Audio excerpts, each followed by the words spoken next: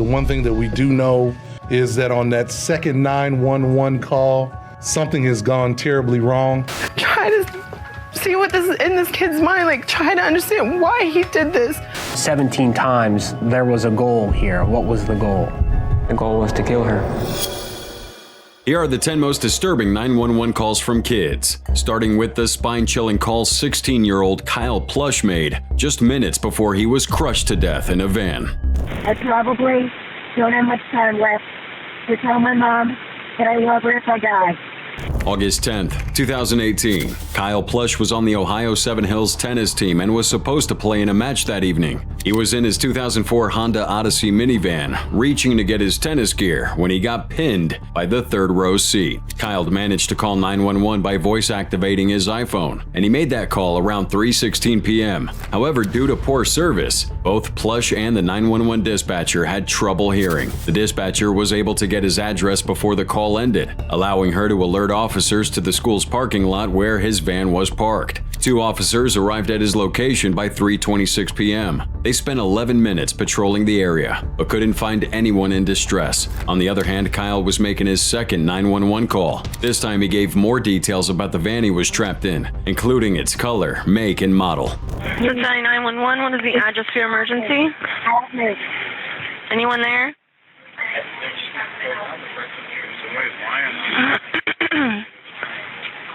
I can't hear what you're saying. I probably don't have much time left to tell my mom that I love her if I die. This is not a joke. This is not a joke. I'm trapped inside my gold Honda Odyssey van in the Southwood parking lot of Seven Hills Theft. Send officers immediately. I'm almost dead.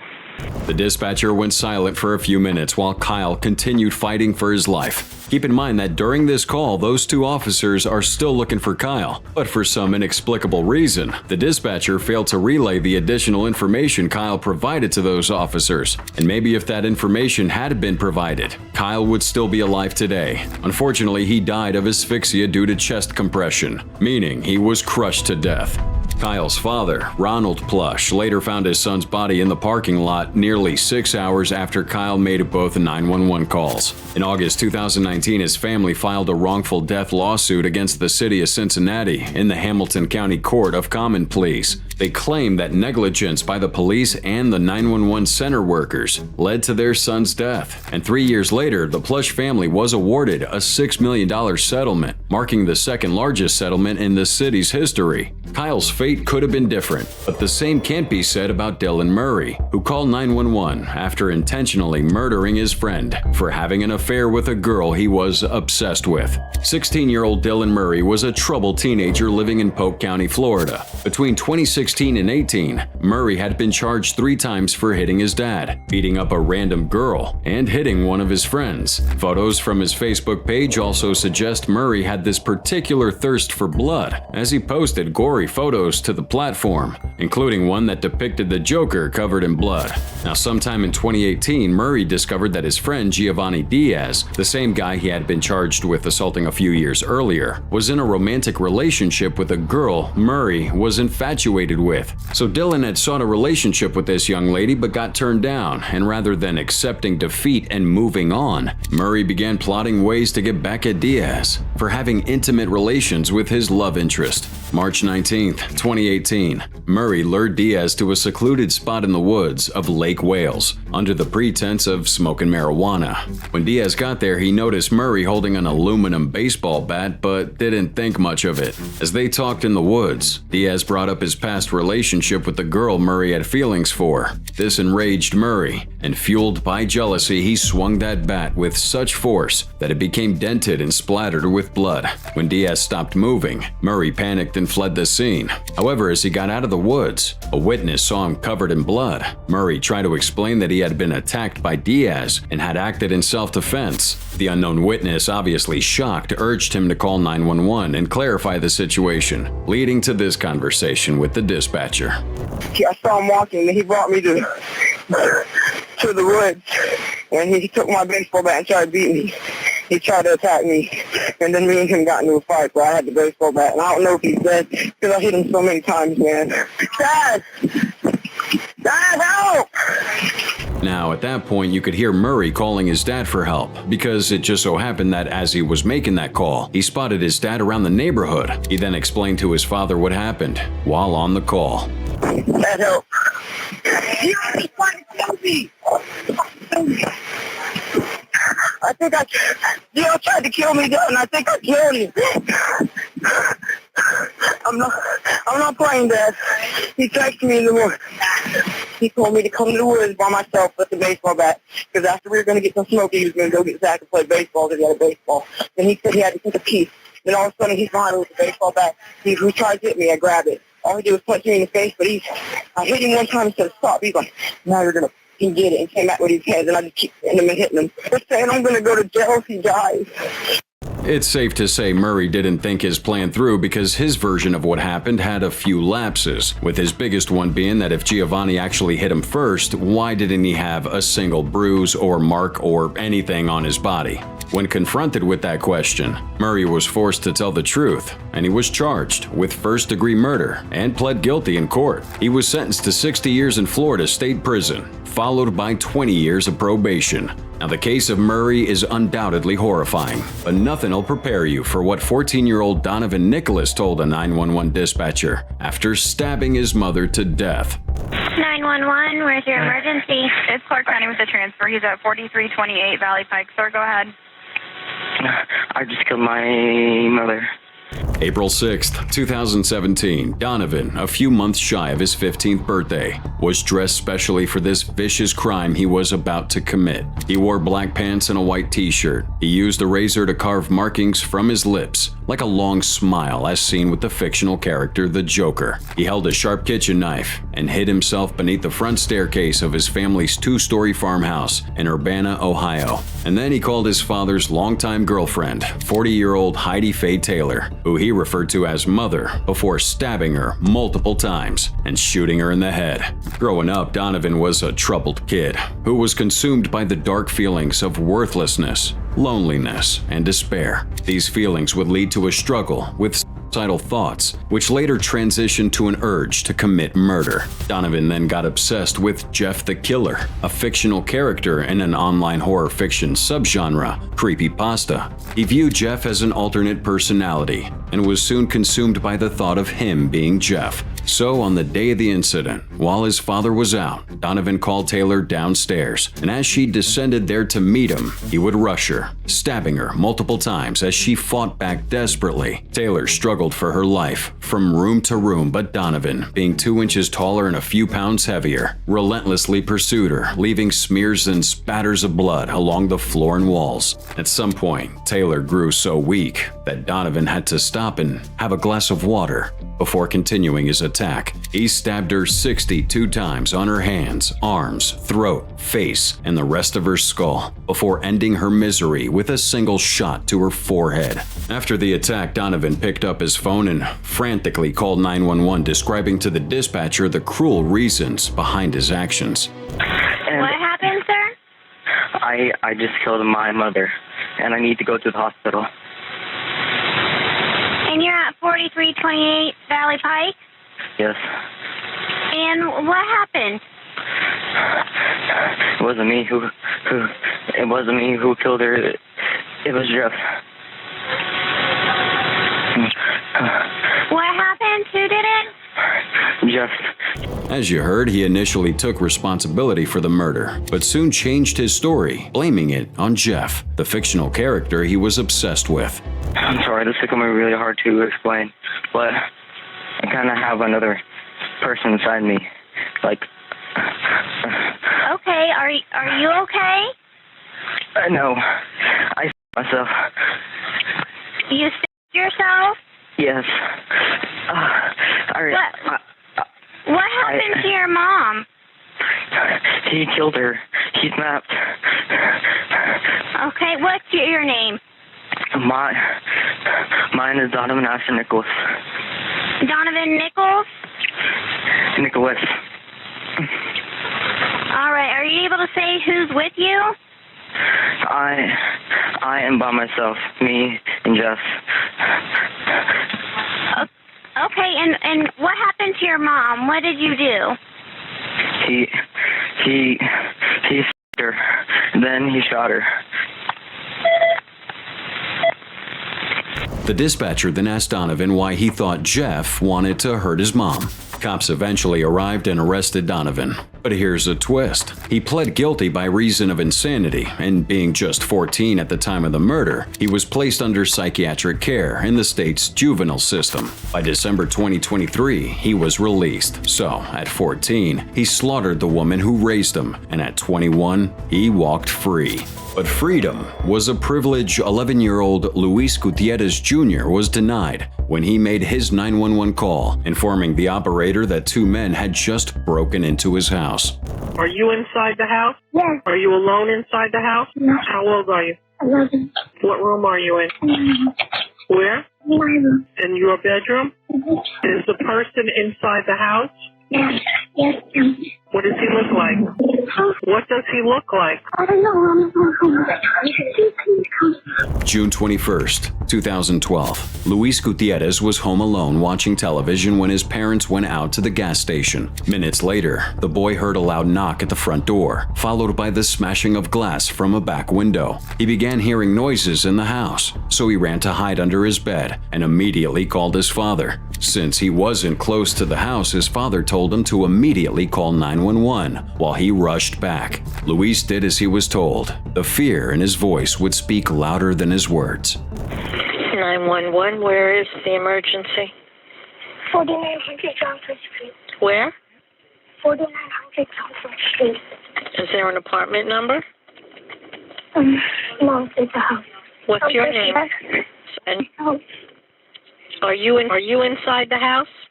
Yes. Are you alone inside the house? Yes. How old are you? 11. What room are you in? My room. Where? My room. In your bedroom?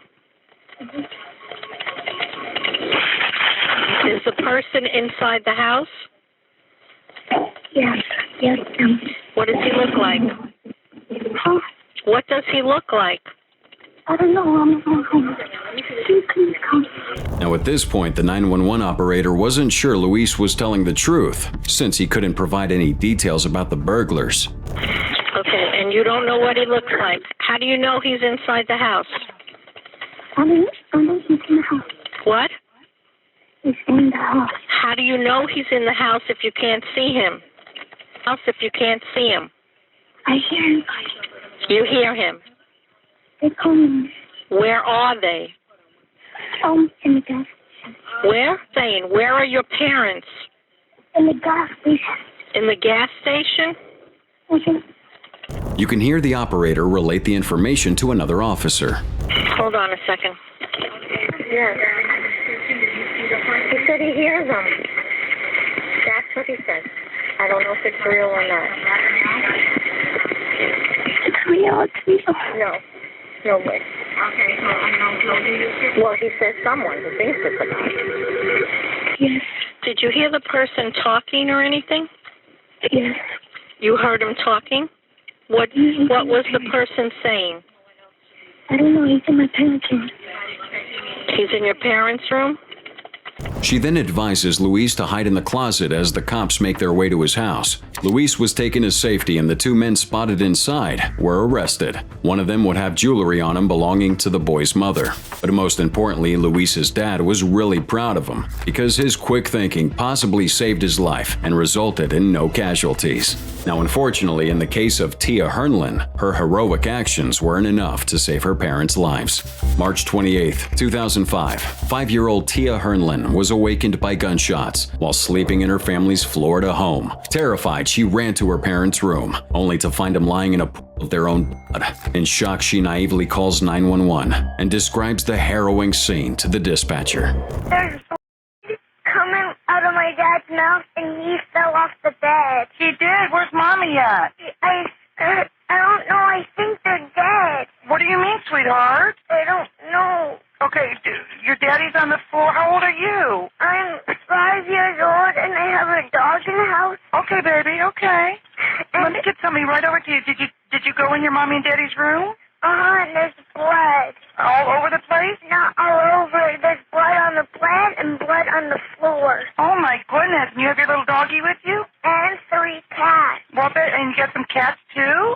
3 cats and 1 dog. Okay.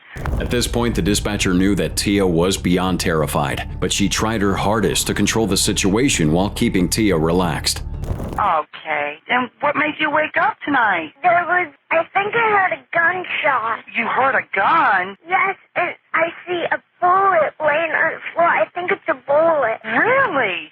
Mm-hmm. Who has a gun in the house? I don't see a gun, but I'm scared. Oh, sweetheart, I will not let anything happen to you. Can you send the deputy down? I promise I will. And you're only 5 years old? Mm-hmm. You are so smart for 5 years old. After making sure Tia was calm, the dispatcher then tried to get more information from her without scaring her off. Was there anybody else in the house besides you and Mommy and Daddy tonight? Like an uncle or anything? No, there's no robber in the house. Okay, well, I didn't think there'd be a robber, sweetheart. Did you have anybody staying over the night with you guys tonight? Okay.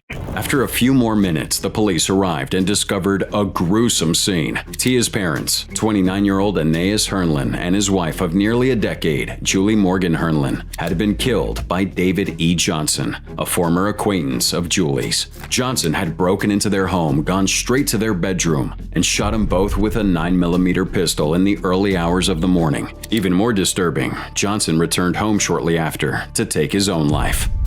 Johnson had believed that Julie and her husband had snitched on him to the cops about his elaborate marijuana growing operation. Julie was a paralegal at Daytona Beach Community College and had sought help from authorities, even predicting that Johnson might kill her. Her husband, Aeneas, worked in construction and was also an installer for a sign company. They met while Julie was working at Daytona Beach's concession stand near one of the Hernlen surfing spots, and both were children of police officers. Seeking new experiences, they moved to the Virgin Islands, where the Hernlens started a family. After getting married there, they moved back to Florida, where Johnson began to stalk him. Julie knew that Johnson was bent on avenging something she didn't do. He claimed that because of her and her husband, he was arrested for growing marijuana in his refrigerator. He became obsessed with them and wanted nothing more than to make them feel the pain he felt while incarcerated for months. Julie kept meticulous records since December 2004 of every time Johnson drove by her house, called, or made a threat. She jotted down dates, times, and descriptions, and filed for a restraining order, which a judge denied. Now, perhaps if that restraining order had been enforced, Tia wouldn't be an orphan today. But being an orphan is exactly what Alexander Bishop wanted, after he allegedly murdered his own father and tried falsifying claims during a 911 call that their dog was responsible. 911, what's the address of your emergency? 3411 Dover Road. Okay, repeat that address for me, sir, to make sure I'm correct. 3411 Dover Road. Are you saying Dover? Dover, yes, D-O-V-E-R. Yes, sir, okay. Is this a house or an apartment? House. Okay, tell me exactly what's happening. I think my dad is dead. April 18th, 2018, 16-year-old Alexander Bishop called 911 to report a tragedy in his Durham, North Carolina home. His 59-year-old father, Bill Bishop, was unresponsive, with a dog leash wrapped around his neck and the dog attached to it. His father was a high-profile real estate mogul in Tampa Bay, with properties reportedly worth over $5 million. Around 2008, Bill moved to North Carolina with his family to get a doctoral degree at UNC Chapel Hill. But a decade later, he died under suspicious circumstances. His son Alexander made 2 calls after discovering his dead body. The first one to his mom Sharon, and the second one to the 911 operator, where he said this. I think my dad is dead. I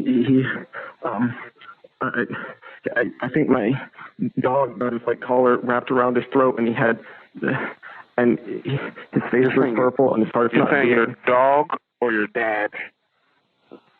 My dad is dead, but I think my dog got his leash wrapped around my dad's throat. Okay. Because I walked in there and he was tied to his neck and.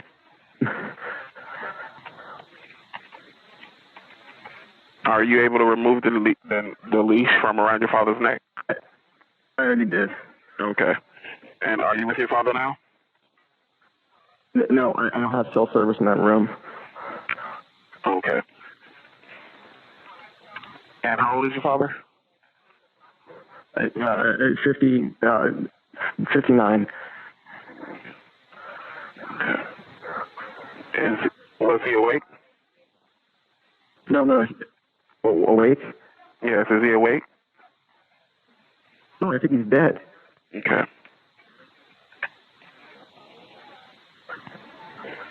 Okay, I'm sending the paramedics to help you now. Stay on the line. Okay.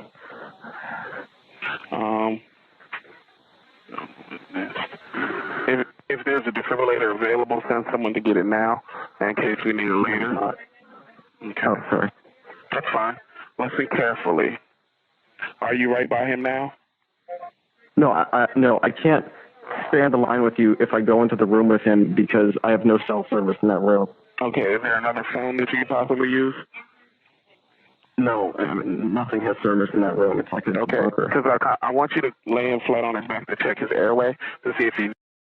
When emergency services arrived, they found Bill's body slumped in a leather chair in the home theater of his 4,000 square foot house, and unfortunately, he died 3 days later at a hospital. But here's where things would get complicated. When emergency personnel questioned Alexander, he told an EMS supervisor that he wasn't going to be upset if his father died, going on to explain that while it was never physical, his dad verbally abused him and his mother over minor things like dishes being left in the sink or homework not being completed.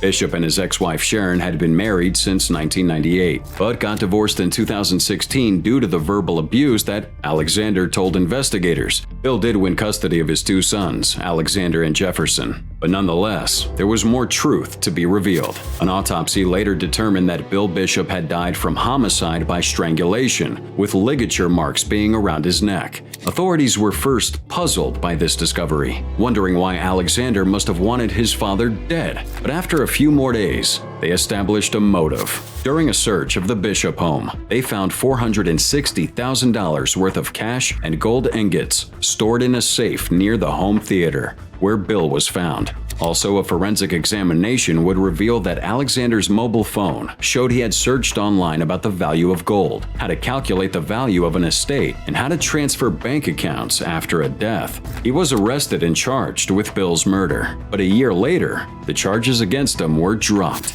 The Durham County District Attorney's Office filed court documents dismissing the murder charge against Alexander Bishop due to the lack of evidence. So, whether or not Alexander killed his dad, I guess we'll never know. But as we move on to a more vile and troubling 911 call, we have Isaiah Walker, who made that call after his brother killed both his parents because he thought they were Satanists. 711, where's your emergency? There's a bunch of gunfire in my house, and I believe it's my brother. 2:30 a.m., March 4th, 2019. Police get a 911 call from a frightened Isaiah Walker, who was too scared to speak. I can't even talk right now. What's on fire? Nothing's on fire. What were you saying you needed help for then? There's gunfire. Okay, all I can hear you saying was what sounds like fire, and you said there's not a fire. So say it again louder. No, gunfire. Gunfire. Okay, in the house or outside? In the house? Yes. Okay, what is your address? I can't find it. Has anyone been shot? Probably, but it's 2601 North Bryant Avenue. 2601 North Bryant. Okay, and do you think someone has been shot? Yes. Okay. Has anybody been drinking or doing any drugs there? I do not know. Okay, who is it that has the gun? I do not know. During this conversation, Isaiah's brother Eli was still armed, making Isaiah hesitant to give details to the operator. Okay. Do you see the person with the gun? Yeah. What do they look like?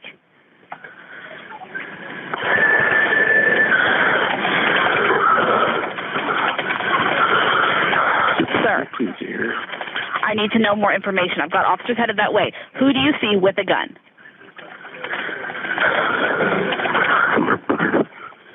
I can't hear you.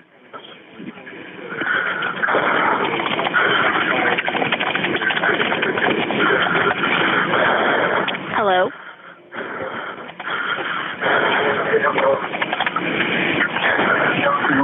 Where's the person with the gun? As soon as his brother approached, he placed the call on hold before giving more details. Yeah, this is Jessica with the Edmond Police Department. Yes. Did I receive a call from you or from someone else there? Me. Okay, I've got officers there. What's going on? Do you? Yeah, where's the person with the gun?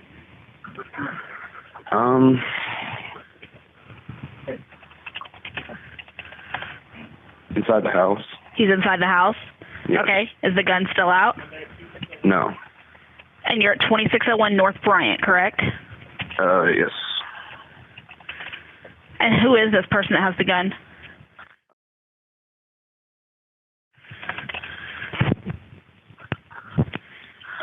Okay. Where is he at inside the house? He's in his room. Okay, and does he live there? Yes, ma'am.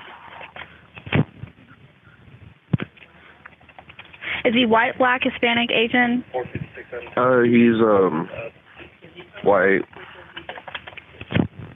Are you able to step outside if I stay on the phone with you so officers can speak with you? Maybe. I don't know if I would be able to. Why would you not be able to? Well, he's my brother, and he shot my parents. He shot your parents? Where are they? Yep. My father is in his room on the floor, and my mom's by the front door on the floor. Okay, are they breathing?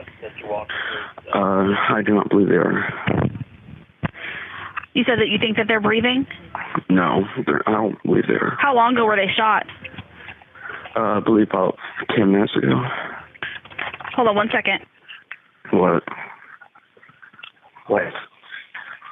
Not sure if you heard that last part clearly, but at that moment, Michael had entered the room and was whispering to his brother to cut the call. Isaiah refused and hurriedly rushed outside since the cops were already there. They found 50-year-old Michael Logan Walker and his wife, 44-year-old Rachel May Walker, dead from gunshot wounds. But what they couldn't understand was the motive behind Michael's actions. For context, Eli's father was a longtime drummer in the Oklahoma rock band Aranda. He lived with his wife and 3 kids on the 2600 block of North Bryan Avenue in Edmond, Oklahoma. While the family appeared to be at peace, Eli harbored dark intentions toward his parents. These thoughts surfaced after an argument about Satanism, during which Eli claimed that his parents were telepathically sending him messages and were Satan worshippers. Paranoid and armed with a Glock pistol, he wandered around the house, wanting to take their lives. Eli first targeted his father, shooting him in the head, face, and torso. He then turned to his mom, who tried to flee and shot her in the upper torso. Witnessing this, his brother Isaiah was terrified, and Eli promised Isaiah that he would bury their parents' bodies and assured him that there was nothing to worry about. Fearing his brother might turn on him, Isaiah made that crucial 911 call. Here's the twist. After Eli's arrest and being charged with 2 counts of first-degree murder, he was found not guilty by reason of insanity. Some argue the judgment was flawed, as Eli expressed during interrogation that he would commit the crime again if given the chance, showing no remorse. And although found not guilty, Eli wasn't released. Instead, he was sent to the Department of Mental Health and Substance Abuse Services, where he will remain until deemed no longer a threat to public safety. Let's just hope he doesn't turn on his brother when he gets out. But anyway, just like Eli, this next teenager, Cameron Rogers, stayed in his house for a week with his lifeless parents after murdering them for the most absurd reasons possible.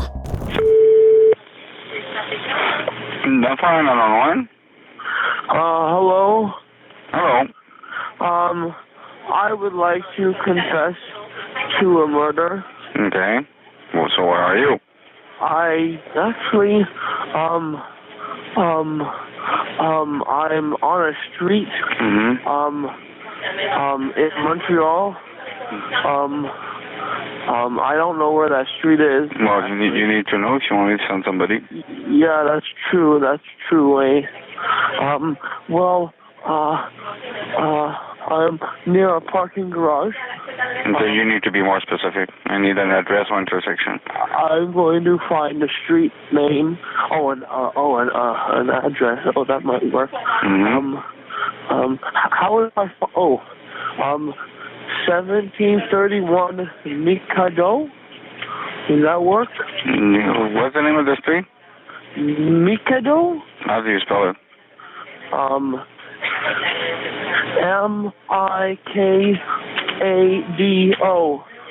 It doesn't exist, sir. Oh, well, I just read a sign on the house. I'm gonna go up to the corner of the street to see the street name. Okay. And who did you kill? My mom and dad. November 28th, 2016, Cameron Rogers placed a call to 911, confessing to the murder of his parents. The call was traced back to an abandoned building under construction, which was located in Montreal. When officers picked up Cameron from that building, he audibly breathed a sigh of relief, and I'll explain why in a moment. He was swiftly taken into custody, where the gruesome reality behind his actions were revealed. A week prior, on November 20th, Cameron was chopping up a melon in the kitchen while his mother, Meryl, grounded herbs for a party dish she was making. The family was expected to attend a party later that afternoon and were preparing for it. But while Cameron sliced through the flesh of that melon, a dark plan began to formulate in his mind. What if he killed his parents? He and his parents had argued the night before, one of many, and despite the passing of hours since then, Cameron was still stewing over it. He was tired of being dictated to, tired of being controlled, and tired of being treated like a child. Cameron considered his plan for a while. Getting rid of his parents would be total autonomy. Eventually, he came to a decision. He left the kitchen and went into the garage. He removed a wooden sword he had fashioned himself from its holder and went back to join his mother in the kitchen. As she turned her back on him, he swung that sword, hitting her across the back of the head.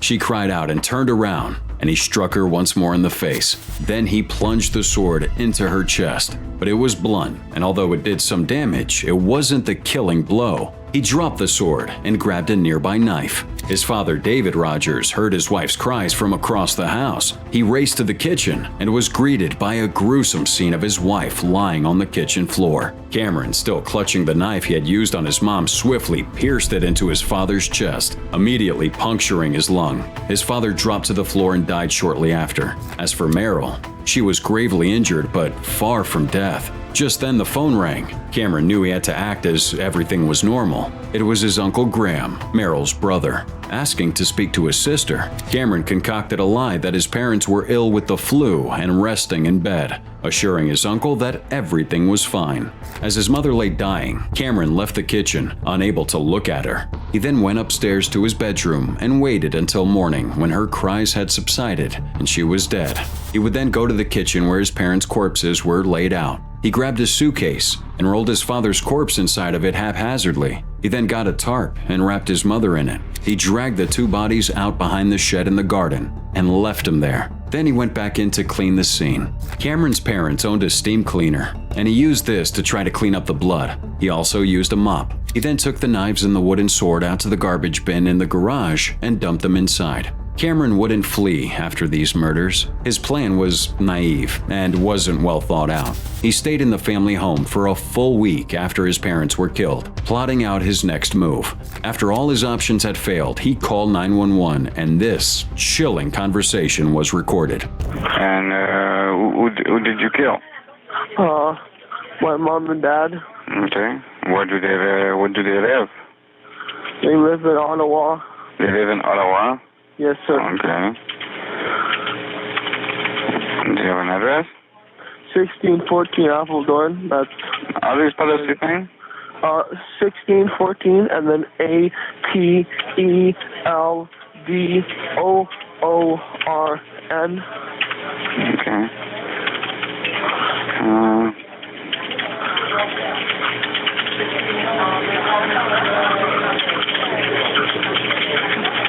What's your name?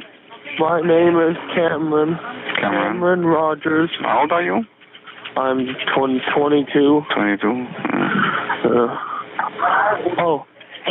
Here's the street.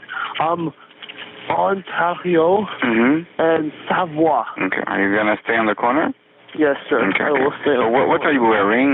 The clothing? I'm wearing an orange, puffy coat and orange lit twist jeans. Okay, so orange coat, and you're 22. Okay. Yes, and I have a hoodie on. A hood. Okay. What color do you do? Huh? What color do you do? What? Your shirt is what color? Oh, well, the shirt is orange and the hoodie is blue. Okay, so your jacket is orange and the hoodie is blue? Yeah. Okay, I'll send somebody to go and talk to you and just see what's going on, okay? Thank you. Okay, bye. By the time cops arrived, Cameron led them to the house where his parents' dead bodies had frozen in the cold. It was all despicable to say the least, but what really shocked interrogators was that he had no reason or motive behind these actions. He said he didn't hope to accomplish anything, and it was completely an impulsive move. Nonetheless, the judge's next move was quite deliberate, as he handed Cameron Rogers a life sentence with no chance of parole for 20 years.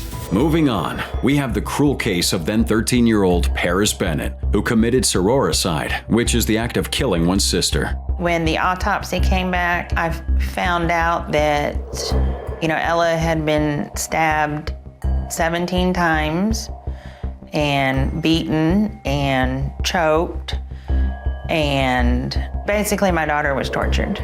That was the mother of Ella Bennett, describing what her own son did to his sister. Charity Bennett, the mother of Paris and Ella Bennett, was the daughter of Kyla Claire Bennett, a woman who was charged with conspiring to murder her husband and Charity's father, James Robert Bennett Jr. She was controversially found not guilty, and Charity believes that her mother was actually guilty. This made Charity intentionally become addicted to drugs in an attempt to bring the attention from her mother to her during her childhood. But her mother Kyla never showed any interest. Fast forward decades later, and this drug addiction would come back to haunt her. Shortly before the murder, Charity had relapsed into her drug addiction, and this was believed to be Paris's breaking point to what made him decide to murder Ella. He revealed in an interview that he was so angry at his mother's drug addiction that she was his initial target. However, he decided to murder his younger sister as a way of getting to his mom in the harshest way possible.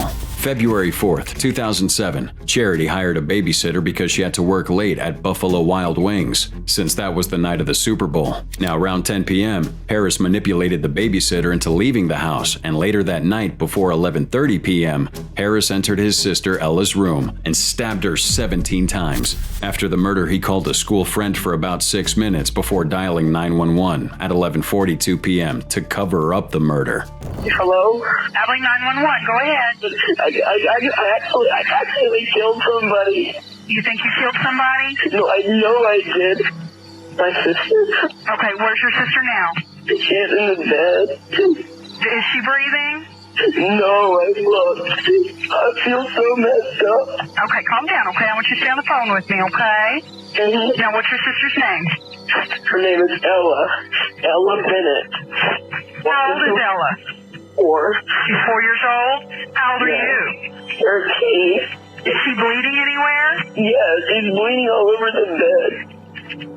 Because I stabbed her. What did you stab her with? A knife. Okay, where'd you stab her? Lots of places. Okay, Paris, where's the knife? It's on the bed, mister. I didn't mean to. I know, Paris. Okay, I want you to stay calm for me, okay? Okay, listen to me. Paris. I woke up and I was hallucinating. You were hallucinating? Yes, and I thought my sister was a demon and I killed her. I want you to start CPR, okay? What I want you to do is take her off the bed. No, I know for a fact that she's dead because do you want to go ahead and try? It might still help, okay? No, I don't think it'll help because... Come on, Paris, work with me. I know I stabbed her lots of times. Okay. Paris? Yes? Take her off the bed and put her on the floor. Okay, hold on. Please don't hang up. I'm not hanging up on you. I thought she was a demon. Okay. Okay, she's on the floor, but I can't stay here because she's all bloody and Paris, what I want you to do is I want you to put your hands on her chest, okay? And I want you to push 30 times. I want you to count. Okay. All the way to 30, and then blow 2 breaths in her mouth, okay? Okay. 1, 2, 3, 4, 5, 6, 7, 8, 9, 10, 11, 12. Harris, you put it down. This was a case of premeditated murder, but Paris tried feigning insanity, telling the dispatcher that he thought Ella was this inflamed, pumpkin-headed demon, and that's why he stabbed her. And after they told him to perform CPR, he pretended to comply by counting with the dispatcher, but in reality, he'd be pacing around the room. By 12:30 a.m., he was arrested and charged with capital murder. And since he was only 13, he was charged in a juvenile court, where he pled guilty. He was consequently sentenced to 40 years in prison with the possibility of parole after 20, which is the maximum sentence for a defendant convicted of a capital murder in a Texas juvenile court. And when he was 19, he was transferred to an adult prison. Harris's case has drawn attention to the depravity and cruelty that sometimes exists within the minds of children. But unlike Paris, who only killed his sister and spared his mother's life, 17-year-old Jake Evans didn't hesitate to take the lives of both his mother and sister in a single night. His desire to kill him was sparked after watching the horror movie Halloween, which centers around a boy who commits murder without remorse. Jake was captivated by this fictional character and decided to bring it to life. The turning point, however, came when Jake's sister, Mallory, made a racist comment that led to an argument. This incident fueled the hatred for his family, causing him to see them as bullies, racists, and supremacists. He began to feel alienated, and this intensified his pre-existing desire to kill him. So on the day of the incident, Jake Evans initially took a knife from the kitchen but later opted for a .22 caliber revolver he had stolen from his grandfather. He invited his sister to come watch a movie with him. During that movie, he shot her dead. His mother, alarmed by gunshots, came downstairs and was shot twice as well. Immediately after, he called 911 and calmly explained to the dispatcher what he had done. The conversation unfolded like this. Jake? Yes? Are you on any kind of medication? No. Well, I've been going to the allergist a lot lately. Yeah. My mom. But no, nothing other than that. Okay, how old are you? 17. Okay, do you, is there any reason that you were so angry at your mother and your sister? I don't know.